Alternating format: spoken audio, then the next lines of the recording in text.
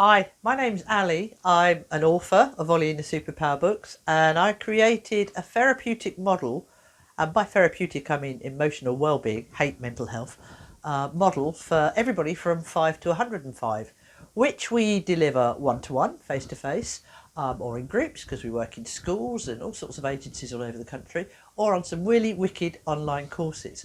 Today, I want to talk to you about a pet hate. My pet hate is labels and boxes. You see, as a therapist, it would be really simple if every time you came to see me or you brought your child along, you just brought them in a box that said, this one suffers from anxiety, this one suffers from anger, and then when I got them out of the box, there was a big label, just so that I don't get confused, that says, I have anxiety, or I have anger issues. That would make life a lot easier for me, really. So, guys, please, can you do it? Doesn't happen, and please don't let it happen. But in a lot of therapy, that's kind of what happens. And even if you don't turn up in a box with a label, you get put in one. Which, again, I find really problematic. I'm quite an interesting size. So trying to get me into any box is fun. And I don't want to be in a box. I'm Ali, I'm unique. And no, actually, saying I'm angry, that's your perception. I'm not angry. I'm frustrated and I'm a bit scared. And I'm really hacked off with people telling me I'm angry. See, I don't fit in that box, but you put me in that box. Why is that a problem? Because then, as a therapist, if you've decided I'm angry, you're going to put me in an angry box with my angry label, and you're going to go to page 34, which is just about angry. Honestly, page 34 is angry. And you're going to, right, this is what I do. Blah, blah, blah. There you go, you're fixed. Well, one, I don't need blooming fixing, because I'm not useless. And two, you've just fixed something that wasn't broken, because I wasn't angry. You've just decided I am. So I don't like labels and boxes. But here's the problem, isn't it? How do we know what's wrong with somebody? Because a grown-up might come in and go, well, actually, I think I'm angry, but actually maybe it's frustration. Because you can do that, you've got the language. But a little one, poor little ones, they just go, I'm here because mum says I'm angry. Or I'm here because mum says I'm grumpy all the time. And they'll just go with what we say because they don't know any different. They'll just go with the word you use. And here's the problem, right? And it really annoys me. I love teachers. I think they're doing their best to help our kids with emotional issues, because if you're not in a good emotional place, then you aren't going to be able to study well. And I go into a lot of schools, and up on the wall, it's got things like self-worth, empathy, and other big words I can't spell. So, but you know what I mean, they do, don't they? And that's because we need to teach our kids when they're this little about all those emotions so that they can control them. Play. Can you all, please, point your brain? Brain, well done. Can you all please point your heart? Yeah, it's around there somewhere. We'll give you that one. Can you all please draw me a heart in the air? I didn't need you to do that, but it just made me feel nice, this lockdown thing, you know. No, I did need you to do that. See, I do this with children and they're brilliant. There's my brain, there's my heart, somewhere around there. And this is a heart in the air, or that really cute thing. So then I say, try this. And the kid's pretty good at it. I bet you're not. Can you now please point to where your emotions live? Oh. Not so sure, are you? Can you now please draw me an emotion in the air? Again, not so sure. And yet, we tell our kids and one another to control that emotion. Stop being angry. Stop being this. Like you can just stop. I don't like boxes. I don't like labels. I don't like assumptions. I believe all behaviour serves a purpose. So if somebody is exhibiting angry actions, they're kicking off, I don't just deal with the anger because I know that's pointless, because I know it's serving a purpose. And what I do is I drill down and look for the emotion that's driving that reaction of anger. And the number of times a child's brought to me who's got anger issues or this, that and the other, and that's our perception. But when you actually drill down, it isn't about that at all. How do we do that? Because what is an emotion? It's really simple. You see, I believe that everything we think and feel is a part of us, not who we are. Oh, believe me, there are days where I'm angry, especially at the moment, this lockdown. So there are days when I'm angry, but I'm not angry all the time, because anger is just a part of me, not who I am, and sometimes it comes out. Put me in front of a sad film, anything Disney, Bambi, I'm gone, and I'll get really upset. But that's not because I'm pathetic, and it's just because sometimes I am. It's a part of me. Everything that we think and feel is a part of us, not who we are. And trying to explain that to children has always been a problem, which is why, how can you teach a kid emotional resilience when they don't know what it is, head, heart? But by making, and I do this with kids, right? The little guys, I call all these different emotions superpowers. Because they are. Because they really are, though, seriously. You could be a little bit happy, or you could go and make it huge and be really happy. That's a superpower. And not only that, you can be happy, and your happiness can make someone else happy. Surely that's a superpower. So we call all the emotions and feelings superpowers. And the kids get that if they're feeling a little bit grumpy, they can just pull Grumpy out and ask it what's wrong. And Grumpy will tell them what's wrong, or they'll tell me what's wrong, or an adult. And then, between us, we can make Grumpy feel better and put him back. How cool's that? Kids are solving their own problems. Adults are solving their own problems. So the little guys call all these parts, because it's a part of you, not who you are. Not a box, not a label. They call them superpowers. Adults, when I'm working with adults, they call them superpowers because you like good fun. Teenagers, call them whatever they want. Lovely lad. Working with him, Senko in the school, that's the person that gives you a referral if there's a problem with the child. Senko put severe anger issues. Assumption, box, label. This lad came in, he was a big lump. I went, mate, it says on here you're angry. He went, I ain't angry. I said, that's cool. That's somebody else's opinion. Your teacher's saying it's anger. What would you call it? He went, I'll get vexed in it. Now, if you're my age, the only time you've probably heard vexed in it is when you can't marry your daughters off to Darcy or Bingley. I have no idea what vexed in it means. But for that lad, vexed was a feeling that he was struggling with. So we pulled vexed out and we just dealt with vexed, and we asked vexed what was wrong. And between me and that lad, we came up with solutions.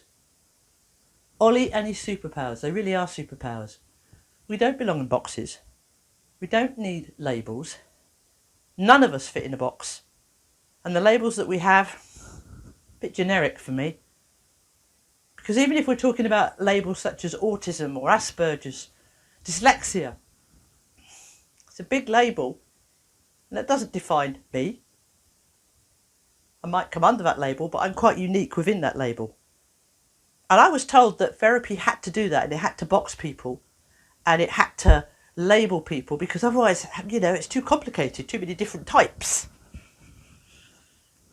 The way I train my coaches, because we've got Ollie coaches all over the country, and the way I train them is, point one, we never give advice. One, because we can't, we're not you.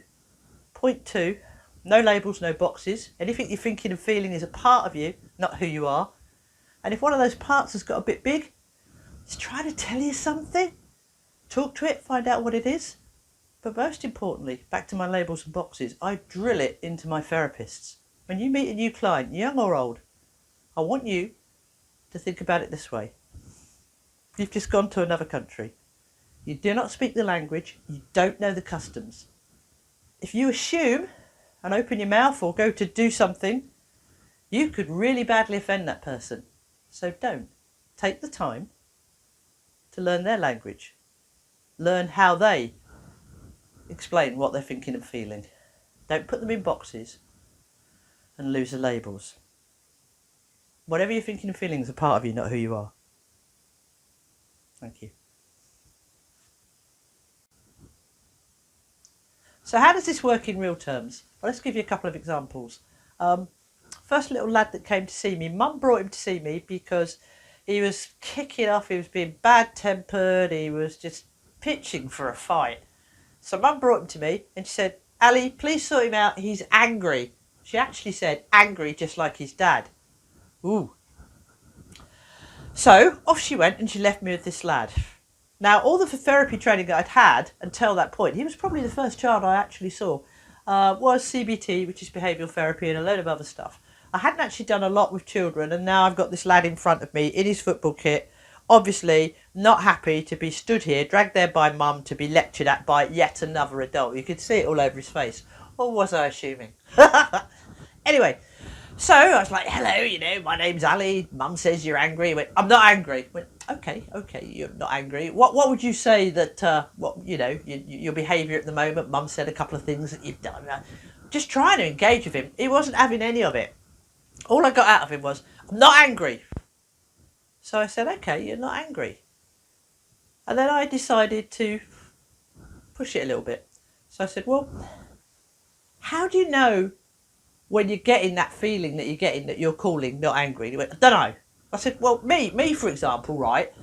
When I'm beginning to get a little bit, I avoided the word angry because that's a label in the box and he obviously wasn't going for that. I just went, I said, my foot taps.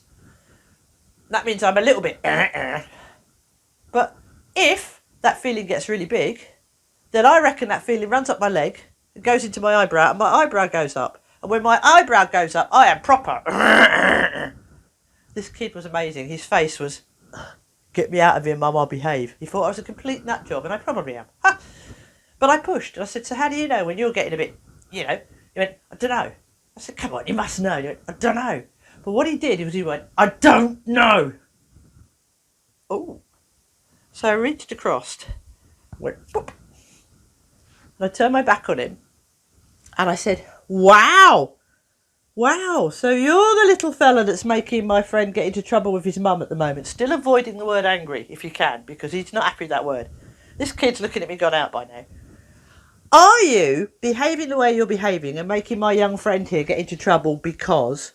And I just threw stupid things in there to try and get this kid to talk. Fortunately, he turned up in football kit. So I said, are you behaving the way you're behaving and getting my friend? What have I done? I've separated it from the young lad.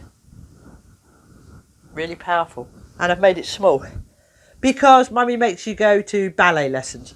Good bet question is in football kit. And the kid went, no. I went, oh, no, it's not that then. No. It's not that. Okay. So are you behaving the way you're behaving? And I just threw really stupid blooming questions at this little part in my hand, who I would still call angry, but he decided it wasn't, so I avoided that word. And in the end, this kid got so cross with me being an idiot, he just yelled out, I feel that way because I don't want to be the big boy. Oh. Long story short, they've only given me 20 minutes. But when I asked the lad what he meant by not being a big boy, he said that he'd got a little baby brother with some additional needs who's not very well, and that everyone that came to the house was focusing in on the baby brother, and obviously Mum, who was very stressed out because she's worried about the baby brother, which explains the way she came in, I assumed, wrongly. She's stressed. And that once too often he'd just gone up to his mum and he'd gone, Mum, and she'd said, please, I need you to be the big boy. Can't you see? Now all of us would go, well, that's fair enough. She was stressed. Baby, not very well, all that. But what did he hear? He heard, I'm not good enough. I'm not loved. I'm not special. The reason he wouldn't call it anger is because it wasn't anger. He just didn't have the words. What it was hurt, fear, sadness, loneliness. That's how powerful this is. But the lovely thing was, I was then able to sit down with this lad and say, oh, wow, no wonder he feels all those things. Poor, wow, what can you and me do to help him feel better? And the lad came up with a solution to help this one feel better, which involved me speaking to Mum and explaining it. It all worked out beautifully. A few weeks later, I saw the same lad at school. And he was over there walking about. I went, hi, you all right? Everything that, He went, yeah, no, that's great. I said, good, but you look a bit sad. Are you sure everything's okay? Without breaking his stride, he said, Grandma's died. And I was like, oh, bugger. I said, do we need to talk? And he went, no, I pulled it out, we're good, see you later. Off he went. The kids were able to separate the feeling, the emotion, the superpower, vexed, from themselves. Find out what was wrong, because sometimes you do, you're too close, you can't rationalise, can you? It's too big, it's too close. But by holding it out, you're able to separate the wood from the trees and have a sensible conversation. Solve your own problems, which is so powerful, because then kids don't need to stay in therapy. And it's exactly the same for adults. A number of adults right now that are coming to me because they're angry or they're frustrated, and they're trying to do things to stop being angry and frustrated at lockdown and all the things it's putting on us and all the fears. But when we actually pulled angry and frustrated out and asked what was wrong, because we'd separated the emotion away, separated you away from the emotion, just enough for you to see the wood for the trees, she realised that actually she wasn't angry.